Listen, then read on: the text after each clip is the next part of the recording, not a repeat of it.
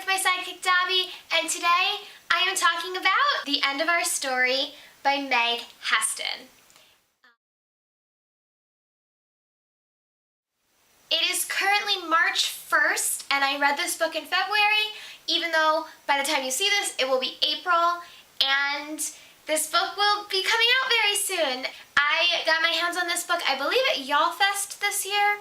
It did sound interesting. I've had a lot going on, so I just had a chance to read it this month. Well, last month now. But I really enjoyed it, and now I'm going to talk about it. This book follows a boy and a girl who grew up together and fell madly in love in early high school, but then junior year something happened and one of them broke the other's trust, broke the other's heart, and they basically haven't spoken in a year. Bridge and Will are the people. Tragedy strikes in Will's family and Bridge comes back into his life to help him through this terrible time. There are a whole bunch of twists and turns, and it's kind of crazy.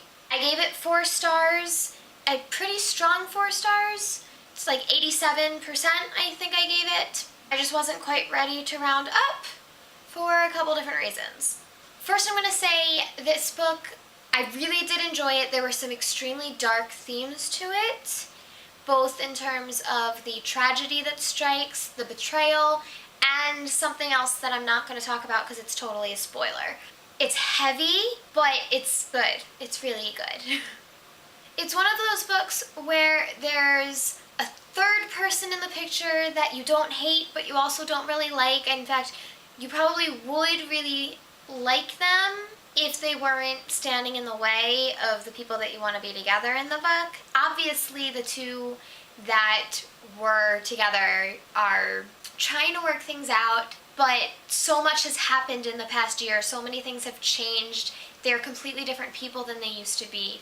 So they're trying to figure out if they can get back to where they were or somewhere similar with their new backgrounds and secrets and things that they can't tell each other or want to tell each other but shouldn't. And it's crazy. And I feel like if I say anything else, I'm going to get into a spoiler. So I'm just going to give my spoiler warning right now. If you have not read it yet, go ahead and read it. By the time I post this, it will have either just come out or it will be coming out very soon.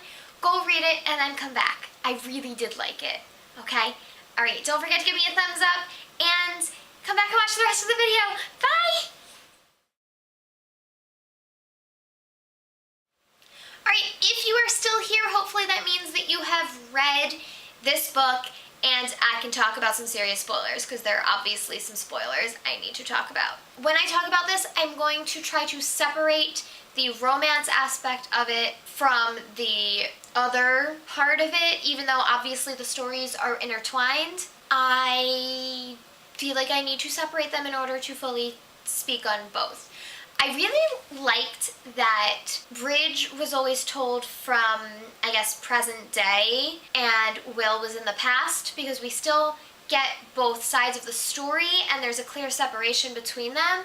Plus, if we were seeing Will's point of view from the current day, there were a bunch of things that wouldn't have been twists and turns like we wanted them to. Whereas the real twists and turns weren't things that Bridge knew about, so they weren't on her mind and she wasn't thinking about them. I will say that none of the twists and turns really surprised me. From the moment we found out that Will's dad hit his mom, I pretty much figured out that either Will or his mom killed Will's dad, and there was never a burglar that busted in. At first I thought it was Will that had done it. Then it was when he was in his room listening and he said he heard a skull crash against the wall. I was like, wait, was that his mom killing his dad? But then it turns out, no, it was his dad.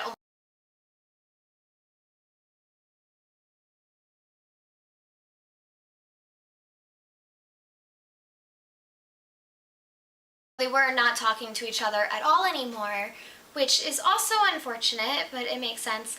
I want to talk about the fact that he told her to stop trying to apologize and to leave him alone.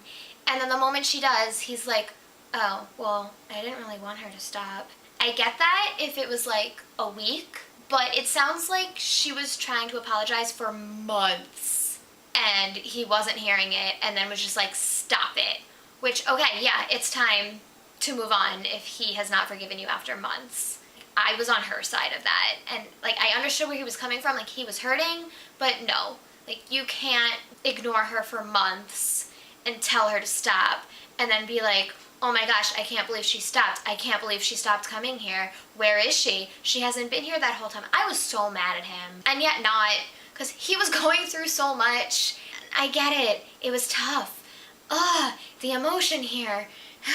It really hurt that from Bridget's point of view, Wilson was the loving parent, the one that was always there and always wonderful, and Henna was kind of like not fully around.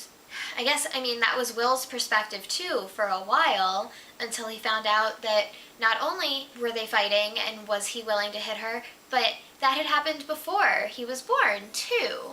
God, this book was painful.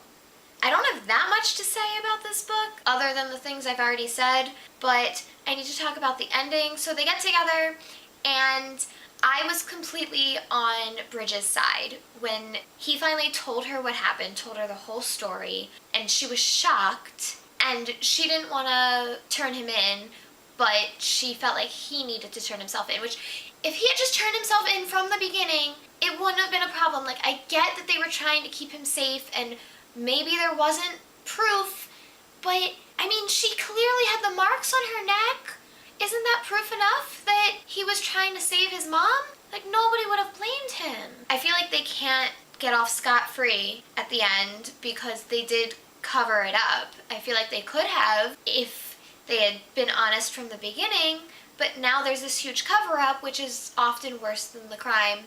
I was a little annoyed with the end that we didn't know exactly what came. Like, we knew that he was going to turn himself in, which was the right thing to do, and we knew that they recognized that they really loved each other and wanted to be together come what may, but I would like to have seen what that come what may meant. Whether they were able to just take the self-defense and the fear and not charge Will with any type of murder or cover-up or whatever, or if he ended up going to jail for a little. Was he 18? I would have liked a little bit more information at the end, but it is what it is. I really did enjoy this book. I think the ending is the main thing that kept me from rounding it up, because I need to know what happened. I need to know. I'm hoping that we will somehow get some sort of update on what Bridge and Will are up to, if they were able to stick together through whatever happens next, and, you know, whatever happened next. But Wilson was awful. I mean, it sucked, because Wilson was awesome, but he was awful. And I can totally see where Will was coming from. Like, Wilson was basically his best friend other than Bridge, and he was completely ruined for him. And then he was going through this thing with the girl that he loved, and the father that he loved, and even the mother that he loved, because he was mad at her for taking him back, and for when things were getting better, but then they got so much worse. Oh my gosh. Anyway, I'm gonna wrap this up, but like I said, I really did enjoy this book. Let me know your thoughts, if you were surprised by a lot of the events that happened, if you saw them coming like I did, but still enjoyed the ride. And I don't know, give me a thumbs up if you like this video. Don't forget to subscribe by clicking here. And I will talk to you next time. Goodbye!